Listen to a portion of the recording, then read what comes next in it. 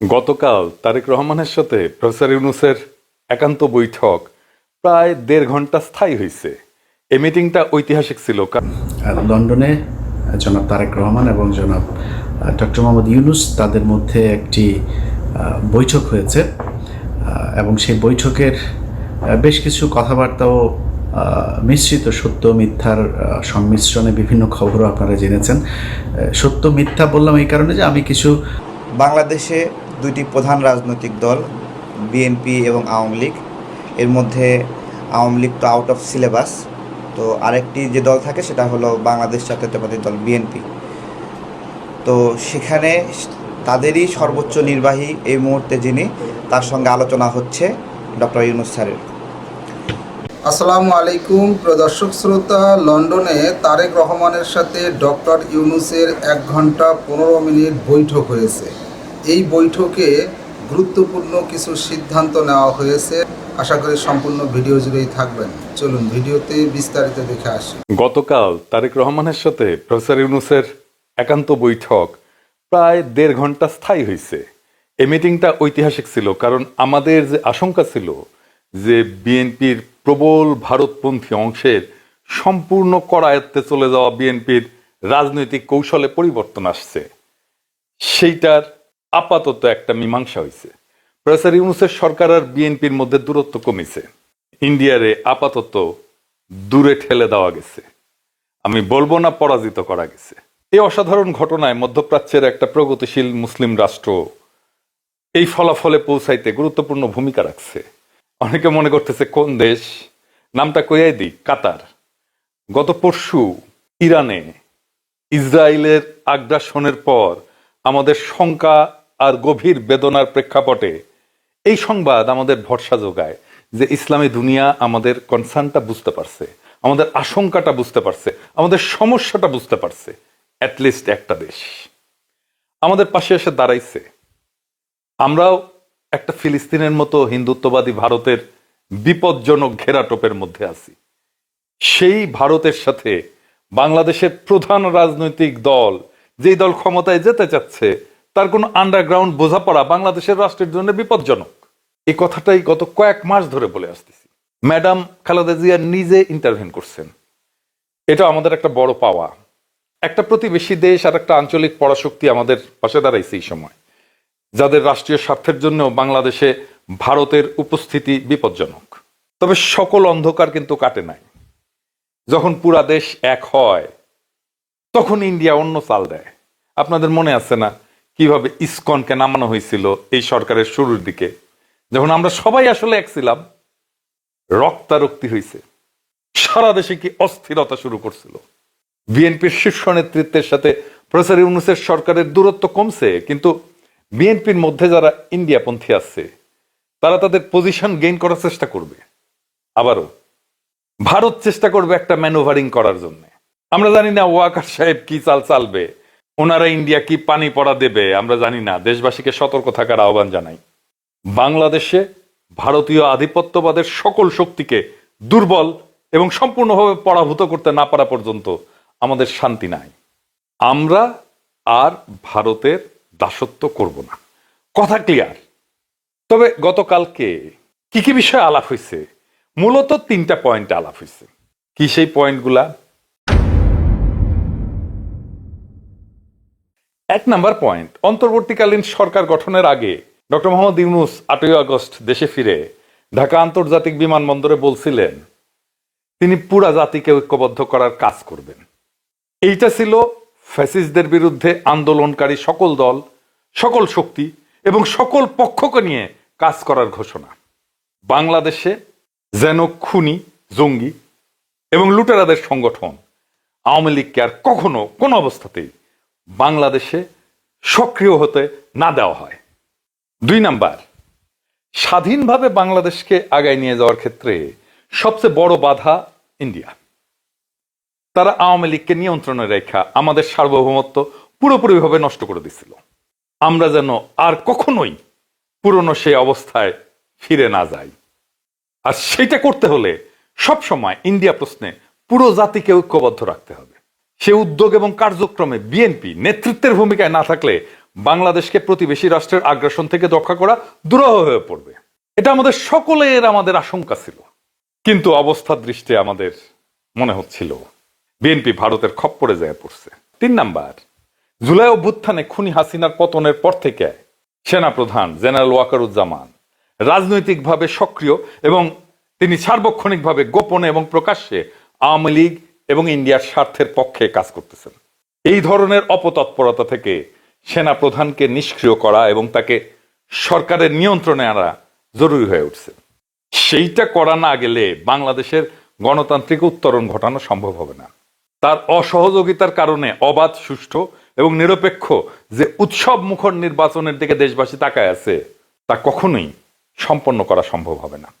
আপনারা যদি যৌথ বিবৃতি খেয়াল করেন তাহলে দেখবেন ফেব্রুয়ারিতে নির্বাচন হতে পারে, যদি সংস্কার আর বিচারের পর্যাপ্ত অগ্রগতি অর্জন করা সম্ভব হয়। 2 জন মানুষ যেই মতৈক্যে পৌঁছাইতে 1.5 ঘন্টা টাইম নেন, সেই মতের ভিন্নতাকে টক্সিক লেভেলে কারা নিয়ে গেছিল সেটা আপনারা জানেন। এরাই বাংলাদেশে ইন্ডিয়ার পারপাস সার্ভ করা গোষ্ঠী। খেয়াল করে দেখেন, তারেক রহমানের বিরুদ্ধে এক পক্ষ, আর এক পক্ষ প্রফেসর ইউনূসের বিরুদ্ধে কামান দাগা শুরু করছিল। বিএনপির সিনিয়র নেতারা এই কাজ শুরু করছিলেন, কিন্তু দুঃখজনক, হতাশাজনক। এতে সবচেয়ে বেশি ক্ষতি হয়েছে শুধু অ্যান্টি আওয়ামী লীগ ফোর্সের না, সবচেয়ে বেশি ক্ষতি হয়েছে তারেক রহমানের। কিভাবে? বাংলাদেশে এই অগাস্ট বিপ্লবের পরে এমন 2 জন ব্যক্তি ছিলেন যাদের আমজনতা বিতর্কের ঊর্ধ্বে রাখছিল। একজন প্রফেসর ইউনূস, আর একজন তারেক রহমান। যেই রাষ্ট্র প্রায় 1 শতাব্দীর অর্ধেক সময় পার হয়ে গেছে, রাষ্ট্র হিসেবে গড়ে ওঠেনি, জনগণকে সেবা এবং নিরাপত্তা দিতে পারেনি, সেই রাষ্ট্রে মানুষ এখনো আশ্রয় খোঁজে, কোনো আদর্শে না। একজন মহামানবের হাত ধরে, একজন মহাপুরুষের হাত ধরে, একজন বিশাল মানবের হাত ধরে। থমাস কার্লাইলের একটা তত্ত্ব আছে, গ্রেট ম্যান থিওরি।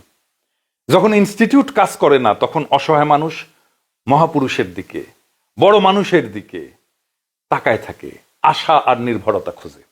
উনি বলছিলেন যে ইতিহাস গড়েন কয়েকজন অসাধারণ ব্যক্তি, যাদের জন্মই হয় একটা বিশেষ সময়, একটা বিশেষ ক্ষমতা এবং গুণাবলী নিয়ে। কার্লাইল বলছিলেন যে ইতিহাসের মোড় ঘুরাইছে মহাপুরুষেরা, বিশেষ ক্ষমতা সম্পন্ন মহামানবেরা। অর্থাৎ এমন কিছু মানুষ যারা বুদ্ধি, সাহস, নেতৃত্বের গুণ বা নৈতিক শক্তিতে সাধারণের চেয়ে অনেক আগায়। একজন সাধারণ মানুষ ইতিহাসের ধারায় ভাইসা চলে, কিন্তু মহামানবেরা সেই ধারার মোড় ঘুরায় দেন। সমাজ বা রাষ্ট্র না, ব্যক্তি বা ব্যক্তিত্বই প্রধান পরিবর্তনকারী শক্তি। তিনি ইংরেজিতে বলছিলেন, the history of the world is but the biography of great man. ইংরেজি যেহেতু কইছেন, ঠিকই কইছেন, তাই না? বাংলা হইতেছে যে বিশ্বের ইতিহাস হলো কিছু মহান পুরুষের জীবনী মাত্র। কার্লাইলের মতে এইরকম গ্রেট ম্যানরা না আসলে, তাদের জন্ম না হলে ইতিহাস একেবারে অন্যরকম হতো। যখন প্রতিষ্ঠান ব্যর্থ হয়, মানুষ তখন একজন মহামানবের পিছনে আশ্রয় খোঁজে। বাংলাদেশের রাষ্ট্র তৈরি হয় না, ইনস্টিটিউট দাঁড়ায় নাই, যা দাঁড়াইছিল হাসিনা তো ধ্বংস করে দিয়ে গেছে। তো মানুষ যাবে কোথায়? যাবে সেই আশা আর ভরসার কাছে। বর্তমানে অরাজনৈতিক আশার নাম প্রফেসর ইউনূস, আর ভবিষ্যতের রাজনৈতিক ভরসার নাম তারেক রহমান। 5ই আগস্টের পরে লোকজন বিশ্বাস করত যে ইউনূস সাহেব আছেন বলে দেশটা এখনো বাইচে আছে, আর তারেক রহমান আছে বলে আগামীতে একটা কিছু ভালো হবে। এই বিশ্বাসে মানুষ টিকে ছিল। এই বিশ্বাসের মূল্য অনেক, এটা ধ্বংস করে দিচ্ছিল কিছু মানুষ, কিছু শক্তি। কারা কারা আশা আর ভরসার মধ্যে যুদ্ধ লাগাই দিছিল, আর 2 জনের ইমেজ ড্যামেজ করছে। প্রফেসর ইউনূসের শেষ সময়, উনি আর কর্মক্ষম থাকবেন কতদিন? উনি অনেকদিন আমাদের মধ্যে থাকেন, আমরা চাই, কিন্তু বাস্তবতা তো সেটা না। ওনার অনেক বয়স হয়েছে। প্রফেসর ইউনূসকে নিয়ে কি যাচ্ছা তাই কথা বলছে বিএনপির নেতারা, শীর্ষ নেতারা। তাহলে ক্ষতিটা হয়েছে কার? তারেক রহমানের সবচেয়ে বেশি। কারণ তিনি অপেক্ষাকৃত তরুণ এবং তিনি আরো অনেক দিন আমাদের নেতৃত্ব দেবেন। যে সমাজে রাষ্ট্র ব্যর্থ, সেখানে মানুষ এই মহামানব, মহাপুরুষদের খোঁজে। কিন্তু যদি সেই মহামানবরাই ব্যর্থ হয়, তাহলে একদিন সেই বিশ্বাসটাও শেষ হয়ে যায়। তখন সমাজ শুধু রাষ্ট্রহীন না, আশা ভরসাহীন হয়ে পড়ে। এই প্ল্যানটা কার? এইটাই ইন্ডিয়ান প্ল্যান, এবং তারা প্রায় সফল হয়ে গেছিল। আল্লাহ বাঁচাইছে, খালেদা জিয়া ইন্টারভেন করছেন। দেখেন, আপনারা হয়তো অনুমান করেন যে বা জানেন যে তারেক রহমানের সাথে আমার ঘনিষ্ঠ যোগাযোগ ছিল কথা সত্য। আমার সাথে ওনার লাস্ট মিটিং হয়েছে সম্ভবত অক্টোবরে। সেদিন আমি ওনাকে বুঝাইতে ব্যর্থ হয়েছি যে এই যে জায়গাটায় আসতেছে প্রফেসর ইউনূস স্যার আপনারে সামনাসামনি মুখোমুখি দাঁড় করায় দেওয়ার, ওইখানে যাইতেছে বাংলাদেশ, এবং সেটা বাংলাদেশের জন্য খুব ড্যামেজিং হবে, বিএনপির জন্য তো হবেই। উনি আমার কথা না রাইখা ভুট্টো সাহেবের কথা রাখছিলেন। আমার খারাপ লাগছিল, এই জন্য না যে উনি আমার কথা রাখেন নাই, আমার খারাপ লাগছিল যে বাংলাদেশের পলিটিক্যাল ভরসাকে আমি প্রোটেক্ট করতে পারলাম না। আমি চেষ্টা করছিলাম। ওনার সাথে তো রাজনৈতিক সম্পর্কের বাইরেও আমি ওনাকে পছন্দ করি, আমি ম্যাডামকে অসম্ভব রেসপেক্ট করি। আফটার অল জিয়া পরিবারের প্রতি তো আমাদের সমস্ত জাতির একটা কৃতজ্ঞতা আছে। আমার মনে আছে তারেক রহমান আমাকে বলছিলেন যে দাদা আপনার একটা রাজনীতি আছে, আমি জানি, আই রেসপেক্ট ইট, এন্ড আমাদেরও একটা আছে, আপনি আপনার রাজনীতিটা করেন, আমাদেরকে আমাদেরটা করতে দেন। আমি থমকে গেছিলাম ওই কথাটা শুনে, কিন্তু আমি ওই সময় থেকে বাংলাদেশের রাজনৈতিক ভরসার কাছ থেকে এই কথা শুনে আমি অরাজনৈতিক আশাকে আঁকড়ায় ধরছিলাম। আপনারা জানেন আমি প্রফেসর ইউনূসের সরকারের শ্যাডো ক্যাবিনেট বানাইছিলাম। সেই শ্যাডো ক্যাবিনেটে যারা আসছিলেন তাদের অনেকেই পরে ক্যাবিনেটেই ঢুকে গেছেন। আমি তীব্র সমালোচনা করতাম প্রফেসর ইউনূসের সরকারের, কারণ আমি মনে করছিলাম যে এটার দরকার আছে। তখন আমি আমার রোল বদলাইলাম। অনেকে বলে কি মন্ত্র দিয়ে গেছে আমারে, আমি কেন সমালোচনা থেকে প্রফেসর ইউনূসের পাশে এসে দাঁড়ালাম। এটাই কারণ ভরসাহীন হইয়া আশারে আঁকড়ায় ধরা ছাড়া তো উপায় নাই। যারা আমাকে ঘনিষ্ঠভাবে ফলো করেন তারা জানেন, খেয়াল করছেন, গতকালের এই যে টার্নিং পয়েন্ট বলতেছে বিএনপি, এই পয়েন্ট নির্মাণে আমি নিরন্তর কাজ করে গেছি। আমি সামান্য হইলেও আমার শক্তি দিয়া কাজ করে গেছি। আমি ইতিহাসের সেই দায়িত্ব পালন করছি। এখন তারেক রহমানের উচিত যারা এই জায়গায় ওনারে ঠেলে দিছিল তাদের থেকে দূরে থাকবেন। আমার কাছে আসার দরকার নাই, আমি সবসময় আপনাদের শুভকামনা করব। দলে ওদের স্পেস দেবেন না, দলে ক্ষতি করবে তারা। দেখেন এই যে এই মিটিং হইল, এই মিটিং এর আন্ডারস্ট্যান্ডিং এর অন্যতম প্রধান কুশীলব ডক্টর খলিল, ওনার বিরুদ্ধে কি স্মেয়ার ক্যাম্পেইনটা চালানো হয়েছে। উনি যেন কাজ ছেড়ে দেশ ছেড়ে চলে যান এই ব্যবস্থা করছিল কেউ কেউ। কারা কারা করছিল আপনারা জানেন, আমি তাদের নাম করতে চাই না। ডক্টর খলিল যদি না থাকতেন এই কাজটা কে করতো? এই কাজটা যেন কেউ করতে না পারে। এই কাজটা যা হতে যাচ্ছে, সেই জন্য ঠিকানি ছিল ইন্ডিয়ার কাছ থেকে অনেকেই ইন্ডিয়ার পেছনে কলকাঠি নাড়ছে, চন্দন নন্দী হুক্কা হুয়া করছে, আর এই দিক থেকে ক্যা হুয়া করছে। চিনে রাখেন তাদের, ওদের ব্যবস্থা করতে হবে। এরা বাংলাদেশের শত্রু, ওরা ইন্ডিয়ার লেসপেন্সার, ওরা ইন্ডিয়ার শক্তি। আমি কখনো বিএনপি করিনি, করব না। বিএনপি ক্ষমতায় গেলে আমি বিএনপির সমালোচনাই করব, অপোনেন্টই থাকবো। কিন্তু আমি বিএনপির শত্রু না, আমি অপোনেন্ট। এইটা মাথায় রেখেন। পলিটিক্যাল অপোনেন্ট আর শত্রুর মধ্যে তফাৎ আছে। আওয়ামী লীগ আমার রাজনৈতিক শত্রু, হিন্দুত্ববাদীরা আমার রাজনৈতিক শত্রু, বামেরা আমার পলিটিক্যাল অপোনেন্ট, শত্রু না। বিএনপি আমার পলিটিক্যাল অপোনেন্ট, শত্রু না। এখন জানতে চাইতে পারেন যে জামাত আপনার কি লাগে, বা এনসিপি কি লাগে, বা এবি পার্টি কি লাগে। আমি বলবো এবি পার্টি এলাই, আমার চিন্তার সাথে তাদের চিন্তা মেলে, এক্সচেঞ্জ হয়। এনসিপি বা জামাত সম্ভাব্য এলাই, এখনো এলাই হয়ে ওঠেনি, এখন এলাই বলতে পারতেছি না। এলাই হওয়ার জন্য আন্ডারস্ট্যান্ডিং এর একটা লেভেলে পৌঁছাইতে হয়। যাই হোক, পরিশেষে আমি চাইবো তারেক রহমান আর প্রফেসর ইউনূস জাতির আশা এবং ভরসা হয়ে থাকেন। যতদিন না আমরা ইনস্টিটিউটগুলো গড়তে পারি, তারেক রহমান এবং প্রফেসর ইউনূসের রাজনৈতিক বোঝাপড়া দীর্ঘজীবী হোক, জাতি আশ্বস্ত হোক, জাতির আশা আর ভরসা একসাথে পথ চলুক, পুরো জাতি আপনাদের পিছনে থাকবে। আপনারা এরই মধ্যে জানেন যে লন্ডনে জনাব তারেক রহমান এবং জনাব ডক্টর মোহাম্মদ ইউনূস তাদের মধ্যে একটি বৈঠক হয়েছে, এবং সেই বৈঠকের বেশ কিছু কথাবার্তাও মিশ্রিত, সত্য মিথ্যার সংমিশ্রণে বিভিন্ন খবরও আপনারা জেনেছেন। সত্য মিথ্যা বললাম এই কারণে যে আমি কিছু গণমাধ্যমেও কিছু খবর দেখেছি, যে খবরগুলোর ভেতরেও আসলে সেখানে বাস্তবে যা ঘটেছিল তার অনেক কিছুই কিছু জায়গায় নেই আসল তথ্যটা, আবার কিছু জায়গায় অতিরিক্ত অনেক কিছু যুক্ত করা হয়েছে, যে ঘটনাগুলো সেখানে আদৌ ঘটে নাই। আপনাদেরকে আগেই আমার ঠিক আগের ভিডিওটাতে আপনাদের জানানো হয়েছিল যে ডক্টর মোহাম্মদ ইউনূস এবং তারেক রহমানের যেই বৈঠকটি, এই বৈঠকটিতে আসলে অনেকেই ক্রেডিট নেবার চেষ্টা করেছেন, ওনার মাধ্যমে আসলে ডক্টর মোহাম্মদ ইউনূসের বৈঠকটা ডক্টর মোহাম্মদ ইউনূস নিজে চেয়েছেন এবং তারেক রহমানকে সেই প্রপোজাল দেওয়া হয়েছে।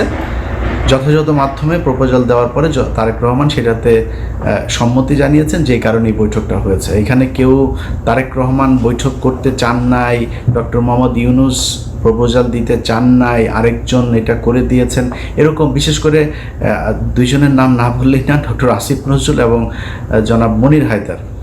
তো এনাদের চরিত্র সে আগে থেকেই, আপনাদের একটা বিষয় জানায় রাখি যে এরা হচ্ছে দ্বিমুখী সাপ।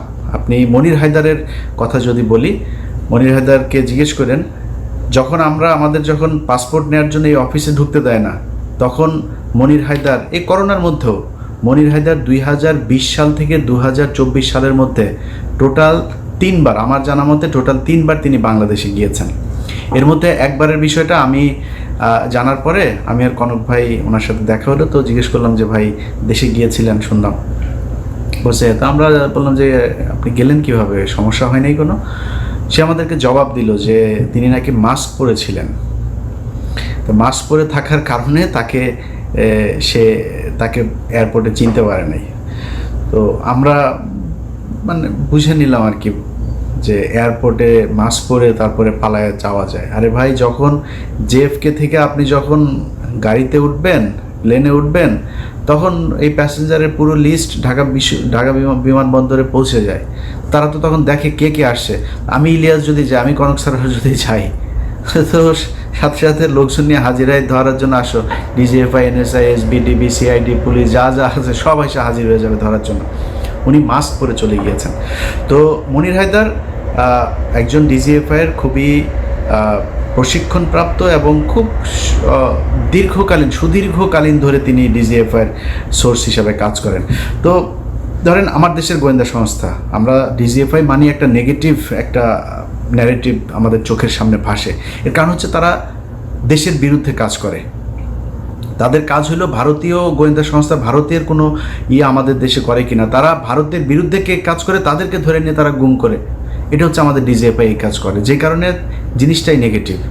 তো মনির হায়দারের সাথে আমার ব্যক্তিগত কোনো সমস্যা নাই। মনির ভাই আমাকে খুব স্নেহ করেন, উনি আমার সিনিয়র ভাই। এখানে আমাদের মাঝে মধ্যে ওনার সাথে দেখাও হইতো, একসাথে চা খেয়েছি, দাঁড়িয়ে আড্ডা দিয়েছি। কিন্তু ওনার প্রতি আমার ক্ষোভটা সেদিন থেকে শুরু হইল, এখানকার কর্নেল যে মুস্তাফিজ সাহেব আছেন, উনি একদিন এক ভিডিওতে বিষয়টা বললেন যে মনির হায়দার আমাকে এবং কনক সারোয়ার দুইজনকে সরকারের বিরুদ্ধে যেন আমরা কথা না বলি, অর্থাৎ আওয়ামী লীগ সরকারের সময়, এই জন্য ওনাকে দায়িত্ব দিয়েছে ডিজিএফআই। তো উনি এসে আমাদেরকে এই কথাগুলো বলেছিলেন যে খামাকা সরকারের সাথে কি দরকার করার, হ্যাঁ, নানানভাবে একটু এই ধরনের একটু গুছায় এদিক ওইদিক করে। পরে এই লেফটেন্যান্ট কর্নেল আপনার মুস্তাফিজ ভাইয়ের কাছে পরে শুনলাম যে তাকে তিনি এই দায়িত্বটা দিয়েছিলেন, যে আপনি বললে বোধহয় ইলিয়াস এবং কনক শুনবে, তো ওদেরকে একটু যে ওরা যেন সরকারের বিরুদ্ধে এত বেশি কঠোর অবস্থানে না থাকে, আওয়ামী লীগ সরকার আসলে কোনোভাবেই যাবে না। এটা সেই 2022-23 সালের কথা মুস্তাফিজ ভাইকে উনি বলেছিলেন। এটার পরে আসলে মনির ভাইয়ের প্রতি শ্রদ্ধা ভালোবাসা কোনো কিছুই থাকার বিষয় নেই। মনির ভাই এমনিতে উনি ওনার একদম ক্যারিয়ারের শুরু থেকেই উনি একজন দুর্নীতিগ্রস্ত একজন সাংবাদিক। ওনার এগুলি নিয়ে কথা বলতে চাইনি, কিন্তু এখন যেহেতু এই অবস্থা সেই কারণে বললাম। ওনারা একটা ক্রেডিট নেওয়ার চেষ্টা করছেন, আবার ফের বিএনপির ভেতরে যে তারেক রহমান আমি তো আপনার জন্য অনেক কিছু করছি, এরকম বুঝায় এদের সাথে একটা খাতির জমানোর চেষ্টা করছেন। তো এই ধরনের কিছু মানুষজন আছে যারা কিনা এই বৈঠকটা করার ক্রেডিট বিভিন্ন জায়গায় নেওয়ার চেষ্টা করছেন। এরকম কোনো কিছু না। তারেক রহমান রাজি হয়েছেন, ডক্টর মোহাম্মদ ইউনূস তাকে প্রপোজাল দিয়েছেন, এবং আমি আগের ভিডিওতে বলেছি যে দুইটা পক্ষের কেউই ছোট হয় না। এখানে আমার এরকম একটা বৈঠক হওয়া দরকার ছিল। বৈঠকের ছোটোখাটো কিছু বিষয় আপনাদেরকে জানাবো, তার আগে মূল জিনিসটা আপনাদেরকে জানিয়ে দেই। সেটা হচ্ছে এই বৈঠকটা অত্যন্ত ফলপ্রসূ, এবং আমরা এতদিন ধরে আসলে যা চাচ্ছিলাম সেইটাই এই বৈঠকের মধ্য দিয়ে ঘটেছে। এর মধ্যে একটা জিনিস হয়েছে সেটা হচ্ছে যে নির্বাচনের যে তারিখ ডক্টর মোহাম্মদ ইউনূস গেল কয়েকদিন আগে বলেছিলেন যে এপ্রিলে নির্বাচন হবে, সেই জায়গা থেকে সরকার সরে এসেছেন এবং যেটা হয়েছেন সেটা হচ্ছে ফেব্রুয়ারির, আমি যদি নাকি একদম ডেট বলতে বলেন তাহলে ফেব্রুয়ারির 12 তারিখে আমাদের পরবর্তী নির্বাচন হবে। 12 তারিখ কেন, সেটা হচ্ছে যে কোনোভাবেই রমজানের আগে চেয়েছিল তারেক রহমানের পক্ষ থেকে নির্বাচন, এবং যেহেতু রোজা শুরু হচ্ছে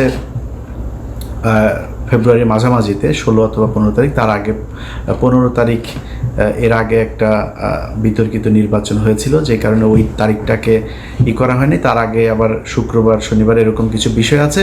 তো 12 তারিখ সম্ভাব্য তারিখ এখন পর্যন্ত আমার কাছে থাকা যে তথ্য সেটা। তো এই বৈঠকের এটা হচ্ছে মূল যে জিনিস। তো এইটার পরে যে কেউ যে কাউকে জোর করে বলেছে যে, বা ডক্টর ইউনূস বলেছে না আমরা ফেব্রুয়ারিতে করব না, মার্চে নিয়ে যাব, এরকম কোনো কিছু হয়নি। ওনারা এটা বলেছেন, উনি বলেছেন ঠিক আছে কোনো সমস্যা নেই, নির্বাচন এইভাবেই হবে। এখন এত ফলপ্রসূ একটা কেন হইল, এটার কিন্তু কিছু কারণ আছে। এই বৈঠক করানোতে কারোর ক্রেডিট না থাকলেও বৈঠকটা যে ভালোভাবে হয়েছে এটার কিছু ক্রেডিট কিছু মানুষের আছে। সেটা হচ্ছে কিছু মানুষকে এই বৈঠকে না রাখাটাই হচ্ছে সেই ক্রেডিট। এখানে যদি সালাউদ্দিন থাকতো তাহলে প্রথমেই মনে করেন যে ডক্টর ইউনূসের সাথে তারেক রহমানের গ্যাঞ্জাম বাঁধানোর জন্য যত কোশ্চেন সেটা সে করতো। এখানে যদি আমির খসরু মাহমুদ চৌধুরী থাকতো, এখানেও একটা গ্যাঞ্জাম বাঁধাইতো। গণমাধ্যমে এসছে, এখানে ছিলেন আপনার আমির খসরু মাহমুদ চৌধুরী, তারপরে জনাব খলিলুর রহমান, এরপরে হচ্ছে শফিকুল আলম, আরও বোধহয় এসে হচ্ছে হুমায়ুন কবির নামে একজনের নাম এসছে। আচ্ছা, এরা সবাই ছিলেন। এই কথাটা সত্য কথা না। ডক্টর মোহাম্মদ ইউনূস যে হোটেলে উঠেছেন, ডকচেস্টার হোটেল, সেটা হচ্ছে লন্ডনের বিখ্যাত সেই হাইড পার্ক। এটার পাশের একটা রাস্তাটার নাম হচ্ছে পার্ক লেন। পার্ক লেনের উপরে সেই হোটেলটা।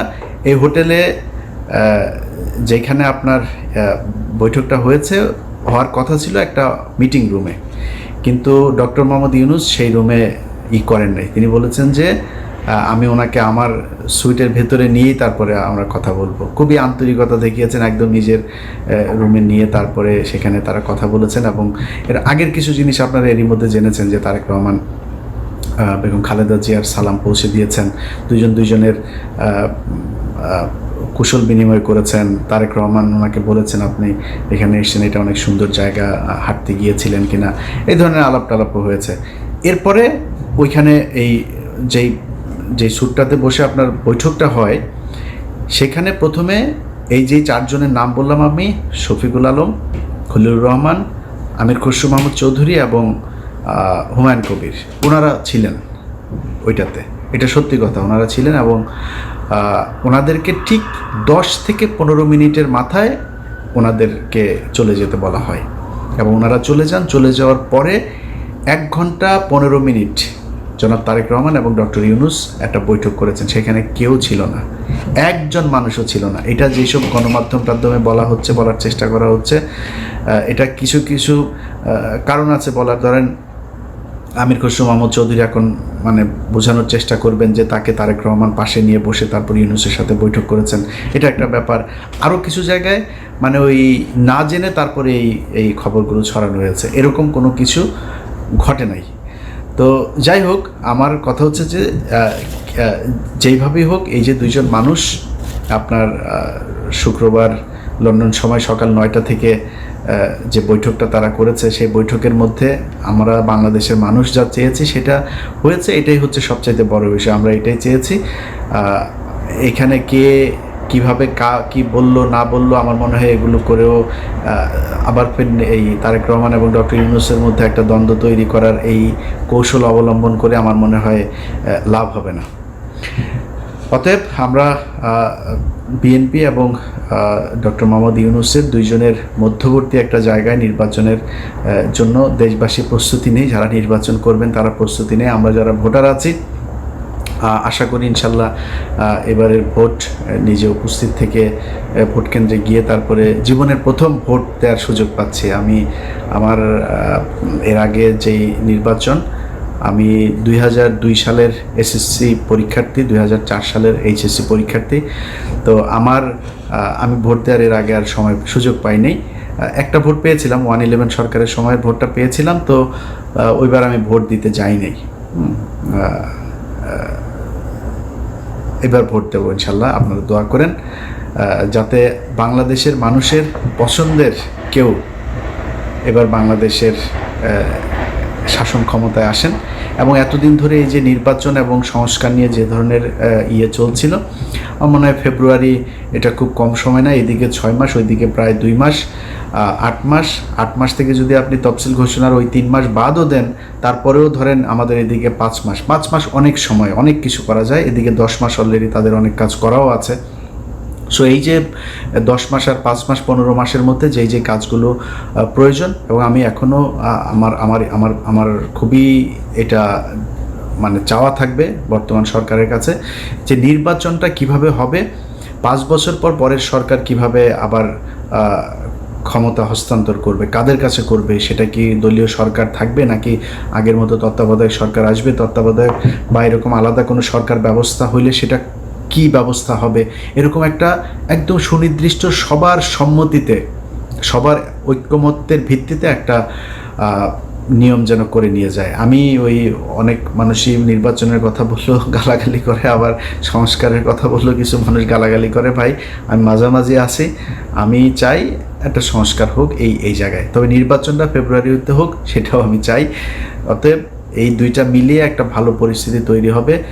বাংলাদেশের ইতিহাসের সবচাইতে সুন্দর গ্রহণযোগ্য একটা নির্বাচন হবে, এবং বাংলাদেশের ইতিহাসের সবচাইতে সুন্দর একটা রাষ্ট্র পরিচালনার জন্য সুন্দর একজন মানুষকে আমরা এবার এই 2026 সালের নির্বাচনে পাবো, এটাই বিশ্বাস করি, ভরসা রাখি।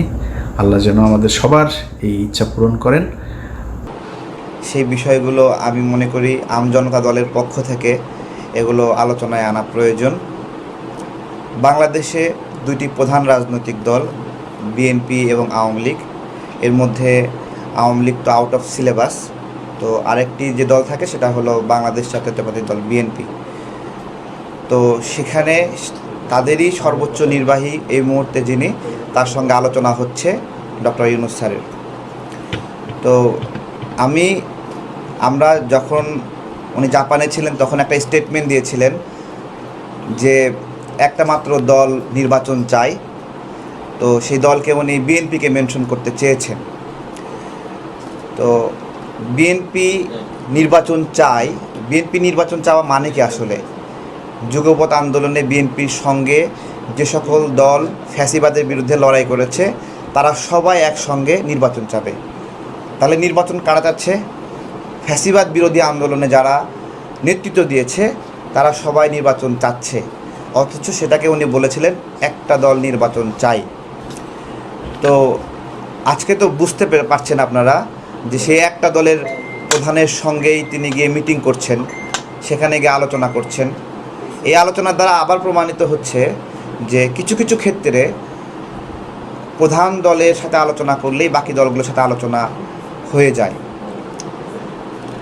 তো গতকালকে প্রধান উপদেষ্টা যে বক্তব্যটি আমাদের সামনে কোড হয়েছে, উনি গণভোট বিষয়ে অনাস্থা জ্ঞাপন করেছেন, বা গণভোট পছন্দ করেন না, বা ভোট পছন্দ করেন না, এবং ওনার মতামতে এসেছে যে বাংলাদেশের নাগরিকরা বোঝে না। হ্যাঁ, আর একটা অসম্মানজনক কথা বলেছেন যে বাংলাদেশের জনগণ টাকা দিয়ে ভোট বেচে। যেমন জনগণের মধ্যে অনেকে প্রত্যাশা করেন যে ডক্টর ইউনূস যদি একটা রাজনৈতিক দল করতেন, এবং তিনি যদি, অনেকের আক্ষেপ আছে যে 5 বছর যদি ক্ষমতায় থাকতেন। আমি বলি উনি মানসিকভাবে সেই ধরনের ফিটনেসই রাখেন না, এবং একটা সুযোগের অপেক্ষায় ছিলেন। বাংলাদেশে কোনো একটা দুর্যোগ ঘটা আসলে উনি এসে দায়িত্ব নেবেন, এক চান্সের অপেক্ষা ছিলেন। সেটা আবারও প্রমাণিত হলো গতকালকের বক্তব্যে যে বাংলাদেশের মানুষ ভোট বিক্রি করে।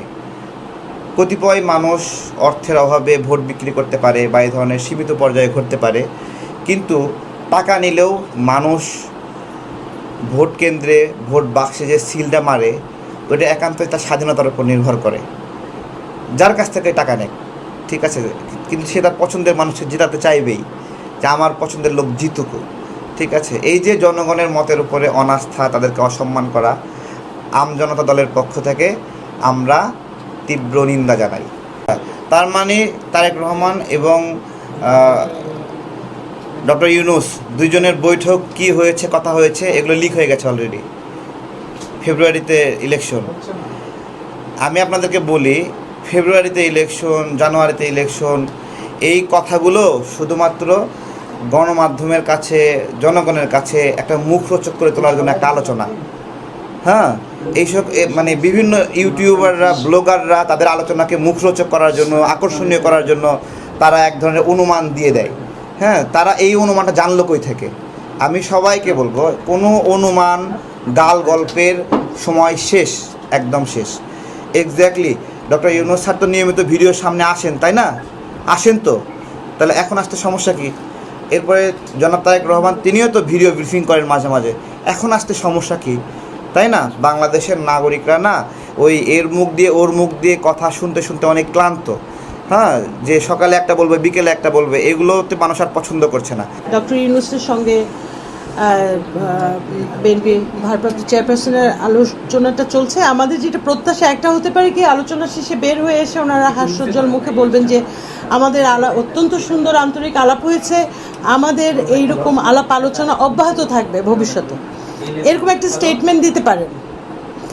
তো সেই স্টেটমেন্ট দেওয়ার আশঙ্কা থেকে আমি বলছিলাম তারেক ভাইকে যে এরকম ধোয়া ঝাপসা ভাষা একটা যদি কী বল একটা স্টেটমেন্ট আমাদেরকে ডক্টর ইউনূস দেন, আমার মনে হয় না যে বাংলাদেশের মানুষ এই 10 মাস পরে সেটা সুন্দরভাবে গ্রহণ করার মতো একটা মুডে আমরা আছি। আমরা আসলে খুব সুনির্দিষ্টভাবে আলোচনায় কোন কোন পয়েন্টে ওনাদের ঐক্যমত হয়েছে, কোন কোন পয়েন্টে ওনাদের দ্বিমত আছে বা আরও আলোচনা প্রয়োজন, এবং নির্বাচন সংক্রান্ত কোনো না কোনো একটা জায়গাতে ওনারা পৌঁছে তো আলোচনাটা শেষ হবে, সেই জিনিসটা আমরা সুনির্দিষ্টভাবে। এখন তো আর আমাদের প্রেস যিনি আছেন, ওনার একটা ভিডিও দেখলাম যে মানুষ ওনাকে ভুয়া বলছেন, যে প্রেস কর্মকর্তা বা সচিব আছেন, হ্যাঁ আমি মাত্র দেখলাম। তো ওনার মুখ থেকে শোনার গ্রহণযোগ্যতাটা আমার মনে হয় আমরা অনেকটাই হারিয়েছি। তো আমি খুশি হব যদি উনি না বলেন, এবং ডক্টর ইউনূসের যে প্রেস উইং আছে তারা কেউ যদি না বলেন, কারণ ওনারা টুইস্ট করেন, ওনারা তথ্যের টুইস্ট করেন, এই ব্যাপারে আমরা এখন মোটামুটি নিশ্চিত, কাজে প্রমাণিত। হ্যাঁ, দর্শক শ্রোতা, এই বিষয়ে আপনার মতামত থাকলে লিখতে পারেন কমেন্ট বক্সে।